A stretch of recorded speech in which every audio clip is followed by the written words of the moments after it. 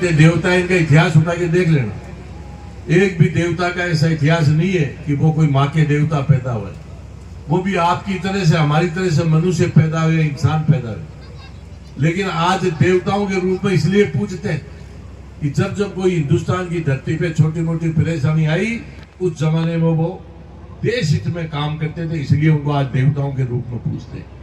लेकिन हमारे देश के सैनिक, गौरव सेनानी, वर्तमान सैनिक, शहीद, ये भी देवताओं से कम नहीं। इसलिए मैं सबको प्रार्थना करता हूं, कहीं भी शहीद की मूर्ति लगी हुई हो और उधर से आपका गुजरना हो तो शीश झुका के प्रणाम करना चाहिए। गौरव सेनानी, वर्तमान सैनिक कहीं भी मिले तो जय हिंद करके उनको सैल्यूट देना चाहिए, मनोबल बढ़ाना चाहिए। और ये मूर्ति के लिए जो अभी देवता के बारे में बता रहा, मूर्ति कोई भी हो उसकी प्राण प्रतिष्ठा होती है और उसके बाद में वो मूर्ति अपने वहां विराजमान करते हैं। प्राण प्रतिष्ठा के बाद वो जिंदी हो जाती है, जीवित हो जाती है। इसलिए मैं ये कहता हूं कि इनसे बड़ा कोई देवता हो नहीं सकता। तो सबको कहता हूं कि इनको देवताओं की तरह पूजना चाहिए, जात जरूर उतारना चाहिए, खुशी गमी भी आए। क्यों करना चाहिए इनको, उसका भी एक छोटा सा उदाहरण दे रहा हूं। ये 140 करोड़ का देश है और इस देश में जितने हिंदू रहते हैं, ये बात जो मैं रख रहा हूं ऑन रिकॉर्ड की बात रख रहा हूं, ना कि कोई भाषण दे रहा हूं। और इस देश में जितने हिंदू रहते हैं, जितने बड़े मोहम्मदन भाई रहते हैं, जितनी जनसंख्या हिंदुओं की है, उसके मुताबिक बीमार होके जो हॉस्पिटलों में भर्ती होते हैं, चाहे वो प्राइवेट हो चाहे सरकारी हो, सरकार के पास सबका आंकड़ा होता है। जो हिंदू जो है होना चाहिए उससे ज्यादा जाते हैं हॉस्पिटलों में, ज्यादा भर्ती होते हैं। और अपने मोहम्मदन भाई है इस देश में, उनकी जितनी जनसंख्या उसके मुताबिक बीमार होके हॉस्पिटल में उनको भर्ती होना चाहिए, उससे कम जाते हैं, बीमार कम होते हैं। जबकि सबको पता है कि हिंदुस्तान में हिंदू ज्यादातर गांव में रहते हैं, खुली आब हवा मिलती है, देसी खाना खाते, बीमार होने का कोई कारण ही नहीं पड़ता। और अपने मोहम्मदन भाई जो इस देश में रहते हैं ज्यादातर शहरों में रहते हैं। कंजस्टेड एरिया होता है, खाना खाते हैं, मुझे बताने की जरूरत नहीं, सबको पता है क्या खाते हैं। तो कायदा ये कहता है कि उनको ज्यादा जाना चाहिए, उनको ज्यादा बीमार होना चाहिए, लेकिन ये उल्टा हो रहा है। ये उल्टा हो रहा है, इसका कोई बहुत बड़ा कारण नहीं है, छोटा सा कारण है, इसको समझने की आवश्यकता है। आज के 1400 साल पहले पूरे विश्व में कहीं भी निवाज नहीं पढ़ी जाती थी, कोई निवाज जानता भी नहीं था कि कोई निवाज भी कोई चीज होती है। लेकिन ये मोहम्मदन्स के जो बुजुर्ग है ये होशियार थे, उस जमाने में योगा को हाईजेक किया और हाईजेक करके पूरे अपने समाज को समझाने में कामयाब हो गए कि अपना धर्म है 5 वक्त की नमाज अदा करना, धर्म के साथ जोड़ा।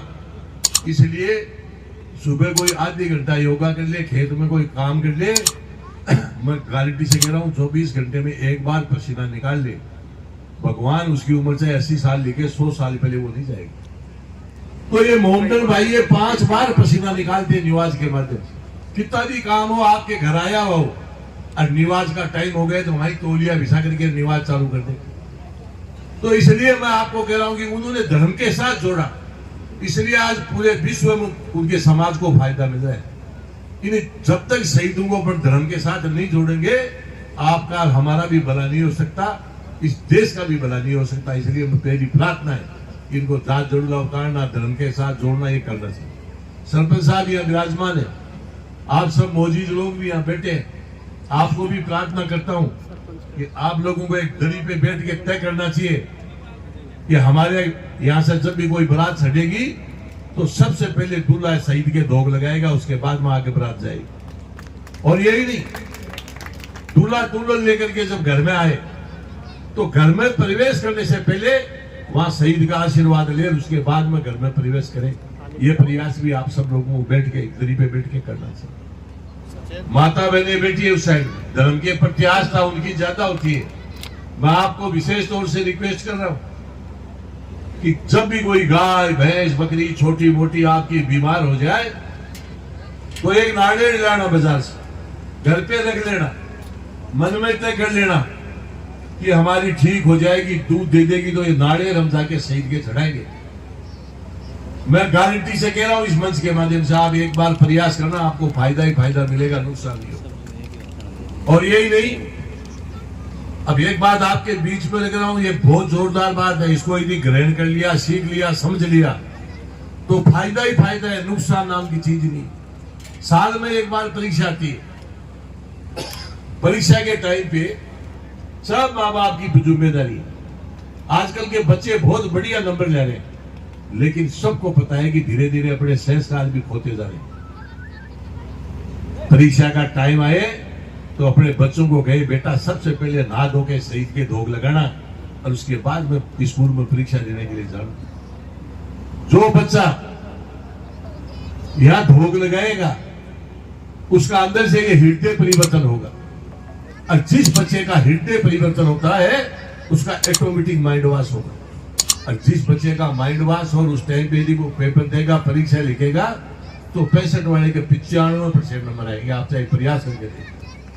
तो ये इस प्रकार का काम भी अपने को सबको मिलकर करना चाहिए। देखो, जीवन में मनुष्य के 3 पन्ने होते हैं। पहला पन्ना वो होता है कि मनुष्य जब धरती पे पैदा होता है तो उसका नाम उसमें ऑटोमेटिक अंकित हो जाता है। एक होता है लास्ट पन्ना। लास्ट पन्ना वो होता है कि मनुष्य पैदा होने के बाद उसका स्वर्गवास होता है, तो उस पन्ने पे ऑटोमेटिक लिखा जाता है कि आज उसका स्वर्गवास हो गया। एक होता है बीच का पन्ना।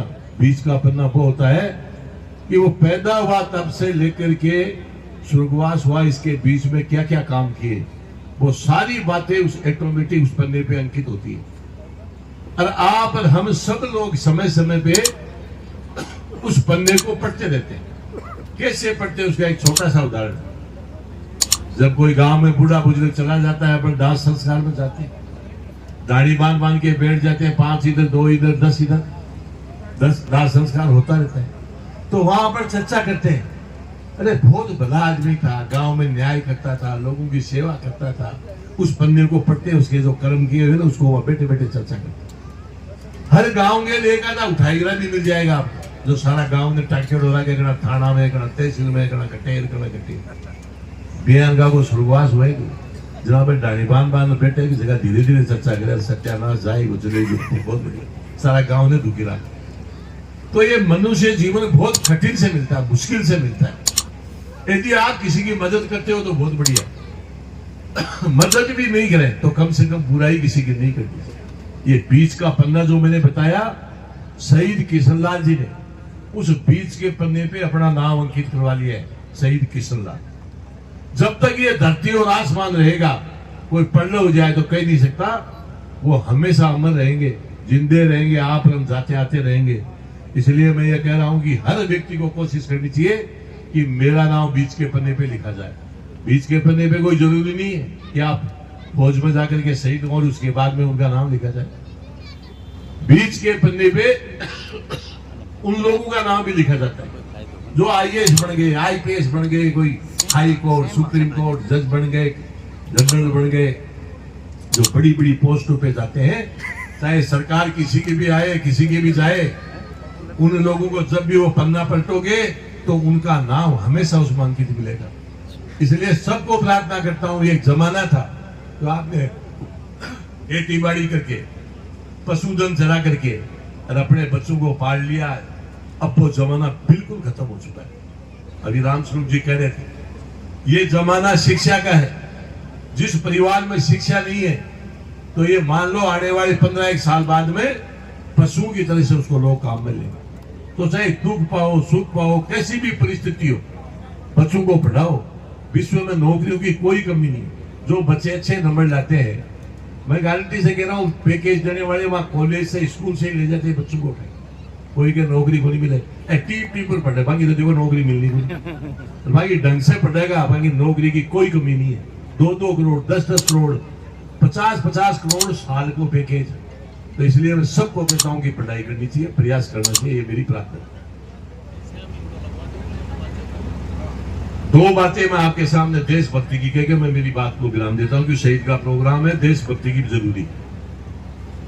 आज के 26 साल पहले एक पोलैंड कंट्री है, सुबह में गया था, एक मेरे विनोद जी मित्र मेरे साथ। हम रात को खाना खा के सो गए, सुबह वो मकान की मालकिन हमको घुमाने के लिए ले जा रही थी।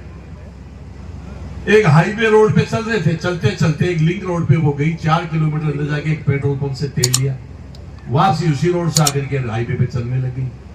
मेरे को तो अंग्रेजी नहीं आती, लेकिन जब एक पेट्रोल पंप मैंने मेन रोड पे देखा तो मेरे साथ विनोद जी को कहा, विनोद जी मेन रोड पे पेट्रोल पंप है, ये अंदर जाके तेल क्यों लिया, यहीं से ले लेते। उन्होंने उस लेडीज को कहा कि मेरा दोस्त क्वेश्चन कर रहा है, जवाब दे।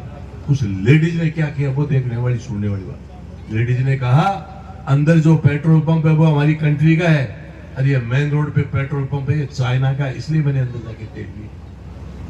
मतलब 26 साल पहले हालात ये थे कि वहां ब्रेड खाने के लिए नहीं थी। आप इतिहास उठाइए, आजकल तो मोबाइल है, किसी भी कंट्री का पता कर सकते, ब्रेड नहीं मिलती थी उनके पास। और आज वो कंट्री हिंदुस्तान के बराबर करेंसी लाके खड़ी करती 26 साल। वहां कूट कूट के भरा हुआ है देशभक्ति। तो जिस देश में देशभक्ति नहीं हो, पार्टियां तो चलती रहे, आपको काम है गड़बा बिड़बा को सिर फोड़बा, बाकी देशभक्ति जरूरी है। और भाई इसलिए जरूरी है कि 26 साल में देश हिंदुस्तान के बराबर करेंसी लाके खड़ी करती है। और एक ही हिंदुस्तान है, जिस हिंदुस्तान में ये जब देश आजाद हुआ था उस दिन अपनी अमेरिका की एक बराबर करेंसी थी। आज अपन कहां खड़े हैं, अमेरिका का 1 रुपया अपना 85 रुपये। अमेरिका को आदमी घूमना हुए ना, लाख रुपया ले ना, 6 महीना घूमे कि 1 रुपया का 85 मिले। और अपड़ो आदमी 10 लाख रुपया ले अमेरिका पहुंच जाए तो भी 10 दिन का मायने आना पड़ेगा, अपना रुपया क्यों बटेगी।